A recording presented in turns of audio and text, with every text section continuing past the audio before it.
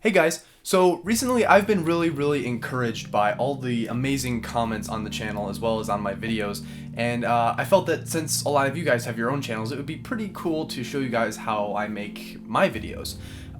So I'm just gonna, nothing too fancy, I'm just gonna be giving you guys the rundown of how it goes every time I make a video, since this whole system has been in place for several months now. So I'm just gonna show you the process from start to finish, starting with the idea. But it doesn't start here. It starts here. I need to come up with an idea, which isn't that hard, especially since I use some of the techniques that I've covered before in previous videos.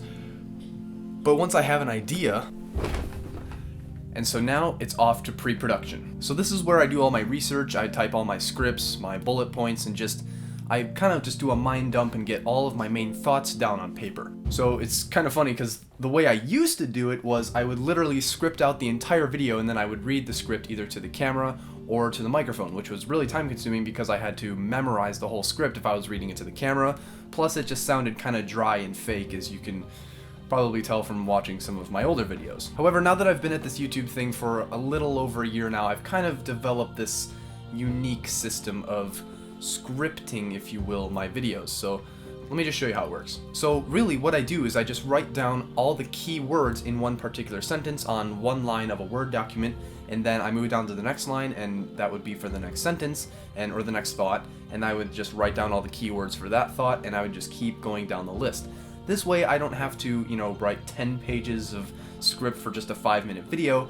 And what's also great about this is that it saves me tons of time, and it actually is a lot less overwhelming than writing an entire script. And also another benefit to not scripting my videos and not scripting your videos either, which is one serious tip I can recommend for you, is that you sound natural. You don't have to worry about sounding like a robot or sounding like you rehearsed this a million times, because that's what's so great about YouTube, right? You can talk to your audience because they're real people. And I feel like as I've been on YouTube, I can really open up to you guys, and that's really cool. And so that's why I really don't script my videos anymore. But yeah, that's it for pre-production. It's on to production. So the thing that I really aim for when I make videos is a cinematic and inspiring feel to the visuals, the voiceover, the whole message of the video, and that's kind of why my banner says what it says. And so that's why in a lot of my videos you'll see me using pretty, cinematic music, kind of dramatic lighting similar to what I'm doing right now, and as of lately I've been using a lot of film grain. So in terms of film gear, I've already made an entire video about what I film with and record with and everything, so I won't go in depth with it too much, but I'm running right now a Canon EOS 70D with a EFS 18-135mm kit lens on it, which works great. And then for recording, in terms of audio, I use currently a Zoom H4n on top of a cheaper light stand, which really does great. It really gets the job done well, and it records to full-size SD cards, which is awesome. And the camera and lens combo is on top of a custom Manfrotto tripod setup, which again I've mentioned on the video where I go over all my film gear, link on the screen as well as in the description. But one thing that I do not mention in that video is the lights that I use. So in almost every single video that you see from me, I do use lights. I have one right here, which is kind of bright right now. I should probably move it back a little bit. And then I also have a light up there behind me, and these are just 2 can lights. You can buy these on Amazon for like 10 or 15 bucks a piece. And I just have some pretty simple basic fluorescent bulbs in there, and they work great. They don't give off a whole lot of heat like the typical incandescent bulbs do. And I'm filming in such a small room, it's my bedroom, so I don't need huge fancy powerful lights to fill the place with light. And I'm actually filming at night right now. It's like 9 o'clock, and I can create an environment that I want to create with these can lights, so it works great and I love them. But whenever I can, I love to film outside. I'm not sure why, but there's just something about being outside at the park or in the forest or something that really tends to, I don't know, I love filming outside, so you'll see a lot of videos where I film outside. So real quick, just some additional gear I use. I use a couple of 5-in-1 reflectors. These are great. You can buy these for like 10 bucks from Amazon once again. And I use some of these really stupid cheap clips. They are absolute garbage. Do not buy these. I tried to get these so that I could hook my reflector up to like a light stand or something. These are terrible. They're so cheap. They can hold up a piece of paper, maybe. Yeah, you get like 6 of them in a pack or something for like $7. Do not get these, okay? They suck. And then I've got a Rode video mic on top of my camera right now, just getting scratch audio, so I use that quite a bit. But other than that, the equipment I just mentioned is all I use to record videos. So after I film the video, it's time for post-production. So the way I make videos as of right now has had to change a little bit because of a recent SSD install. And of course, SSDs are a lot more expensive than your typical mechanical hard drive, and so I can only store the files and project files and everything for one project on the SSD at a time. So here's how it works. So in my videos folder on my C drive, I've created a new folder called YouTube, and inside that is a projects folder, and inside the projects folder, I have 2 more folders, one called current and one called other. So the current folder is just a folder that I put whatever project is I'm currently working on, and the other folder is just for basically miscellaneous files or videos or something I want to store on the SSD that doesn't necessarily have to do with a current project. So going inside the current folder, I make a new folder and give it a name that is of my current project. And then going inside that project folder, I create 5 more folders. One called footage, one called audio, one called other, one called project files, and the last one is temp. Now once I create all these folders, I drop all the footage, audio, voiceovers, images, music, assets, pretty much everything into their respective folders, and it's all organized and ready to go for editing. So I'm not sure if I've mentioned this before, but I use the Adobe Premiere Pro from the whole Adobe Creative Cloud subscription suite. So the first thing I do if I'm using a voiceover for a review, for example, I will just edit the voiceover in a Premiere Pro timeline first. So what this really helps to do is it just kind of gives me an overall idea for the pacing of the video without having to commit to anything with visuals just yet. However, if there is a video clip tied to the audio, which is exactly what I'm doing right here, I'll just import the first video clip, cut it to size, sync it up with the audio file, and then go from there. So I basically repeat this import, sync, cut it to size, put it in process throughout the whole video until the basic structure of the video is complete. So now once this is done, I add any text, images, or just any other graphical overlays to the video that may be needed. So after this, it's time for some color adjustment.